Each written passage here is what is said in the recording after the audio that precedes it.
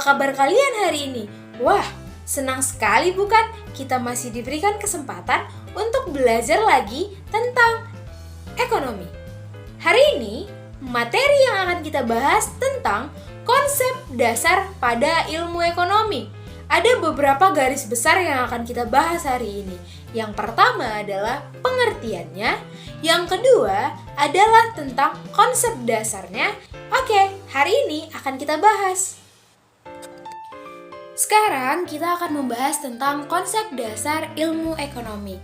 Sebelum kita masuk ke dalam konsep dasarnya, kita harus tahu dulu apa itu ilmu ekonomi. Ilmu ekonomi dapat diartikan sebagai ilmu yang mempelajari tingkah laku manusia yang bertujuan untuk mendapatkan dan mengelola sumber daya yang terbatas. Ada dua konsep dasar pada ilmu ekonomi. Mari kita bahas. Setelah kita mengetahui apa itu ilmu ekonomi, barulah kita bisa mempelajari dua konsep yang ada pada ilmu ekonomi. Konsep yang pertama adalah konsep dasar berdasarkan bahasa, yang kedua adalah konsep dasar menurut para ahli. Oke, kita bahas satu-satu yuk. Yang pertama adalah konsep dasar secara bahasa. Secara etimologi, ekonomi berasal dari bahasa Yunani yang kata dasarnya adalah oikononia, yang terdiri dari dua kata, yaitu oikos dan nemein. Oikos artinya rumah tangga dan nemein adalah mengelola.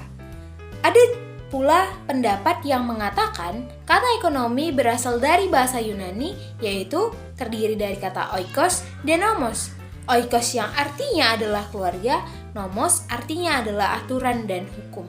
Berbeda sekali bukan pendapat ini, tapi pendapat ini memiliki pengertian yang hampir sama ataupun hampir mirip untuk diartikan.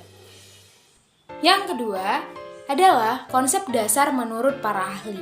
Yang pertama, Alfred Marshall, yang menurutnya ilmu ekonomi merupakan ilmu atau studi yang mempelajari kehidupan manusia sehari-hari. Yang kedua, menurut J.B. Say, mengatakan ilmu ekonomi adalah satu kajian tentang peraturan yang menentukan kekayaan.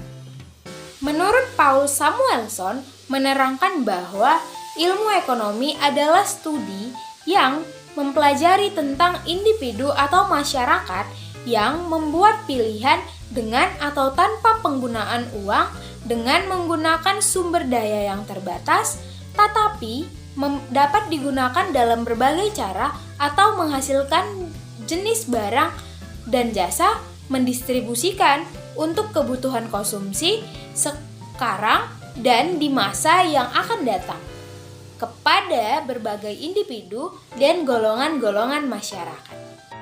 Yang keempat, menurut Sandono Sukirno, berpendapat ilmu ekonomi tentang menganalisis biaya dan keuangan dan memperbaiki corak-corak dana. Inilah materi kita tentang konsep dasar ilmu ekonomi. Semoga apa yang saya sampaikan bisa kalian mengerti dengan baik. Terima kasih.